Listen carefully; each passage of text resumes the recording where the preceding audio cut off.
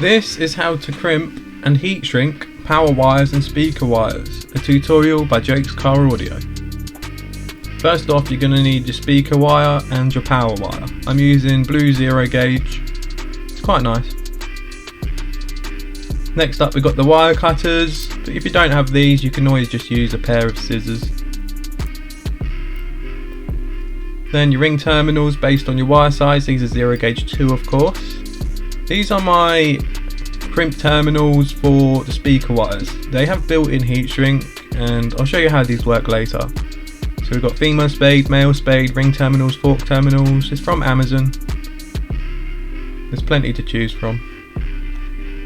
So here's the heat shrink for the 0 gauge wire. I bought the long tube type also from Amazon, so you can cut it to specific size. There's also pre-cut heat shrink you can get, but I didn't have this in 0 gauge, so I'm not going to use it for this video.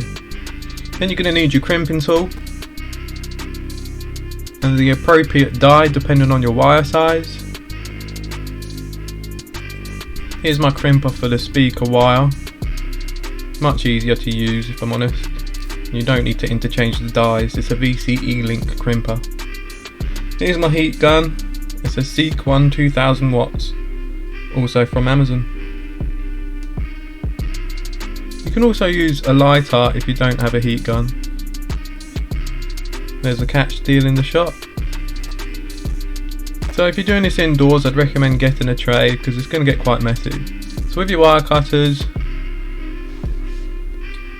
cut off the end, especially if your wire's not brand new and it's been stored. Just make sure you get fresh copper. So to know how far to cut, just put the ring terminal next to it and mark the space with your thumb basically. With that, put the wire cutters next to it, squeeze slightly and rotate the wire. This is a little trick to get the insulation off quite easily. Pick off any frayed bits or any loose bits of wire that was cut off. Once that's done, just pinch and twist and the ring terminal is ready to put on. I would recommend putting it on at a 45-degree angle. This works best for me if I'm honest. That looks good so far. Just need to crimp it.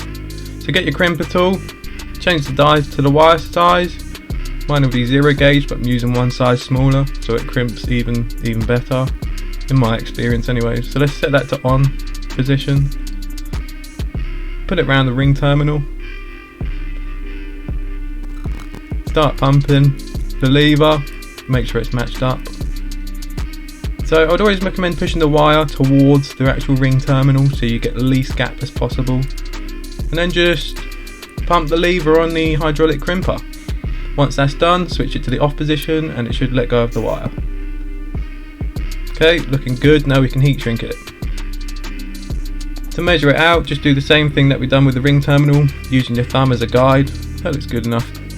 So we'll cut it with a pair of scissors, open it up so it slides on better. Slide that onto the wire and ring terminal. Make sure it's in the right position though. To know this, just slide it just before that curve there, just before the flat bit, because the flat bit is where it's going to connect to your piece of metal and we don't want to overlap that. About there looks good. So get your heat gun, hairdryer or lighter and heat it up. It should shrink around for a perfect snug fit. And that's all done.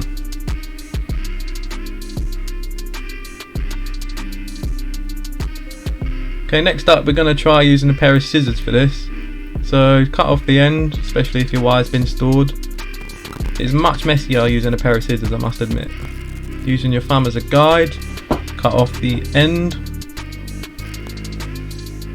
Keep twisting the wire while you cut.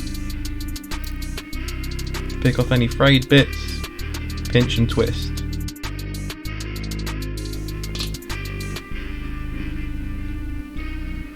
Slide that on at a 45-degree angle, looking good. And then crimp it. Exactly the same as the first one. Now for the heat shrink. Cut that to size and use a hairdryer or a lighter to heat shrink it. Very useful if you don't have a heat gun or can't afford one or you need the job doing right now without one. It will leave black burn marks, so clean it up with a tissue or cloth or whatever. The top one's done with a lighter, bottom one with a heat gun. Looks good to me. Next up, speaker wire. This has been stored for a while, so the ends are a bit corroded. You can see there. It doesn't look like fresh copper whatsoever. So, with a pair of scissors, you just gently cut around, making sure to rotate the wire. Try not to cut any of the copper inside. Nice, fresh copper, looks good. Pinch and twist. Do the same for the other side. My favourite method is to hold the scissors in the end, squeeze a bit, and then slide it down all the way to the bottom. And it should actually pop off quite easily. This is what I usually do if I'm honest. It's my favourite way with scissors and speaker wire. Make sure there's no frayed bits, pinch and twist, and they're ready for crimping. Now for this, we're going to need large spade terminals and medium spade terminals. The medium's for the negative wire and the large for the positive wire. As you know, on a speaker, the positive terminal is wider than the negative terminal.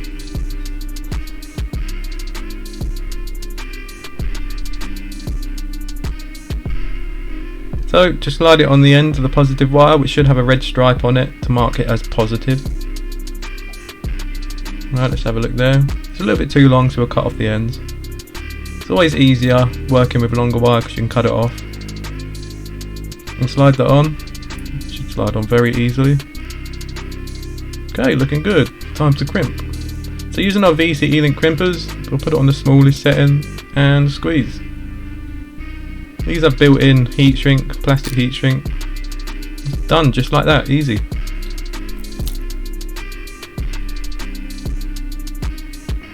Now for the negative wire, exactly the same. Slide it onto the wire and crimp it.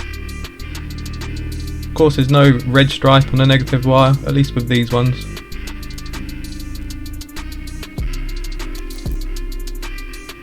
And that's all done. See, I didn't need to use these, but they are quite useful. Also from Amazon. Thanks for watching, guys. I noticed most of you aren't subscribed, so if you want to see more, please click subscribe and enable the bell notifications. Comment any questions or video ideas, and I'd love to see you in the next episode. Like I said, using a tray because it does get messy. Cheers for watching.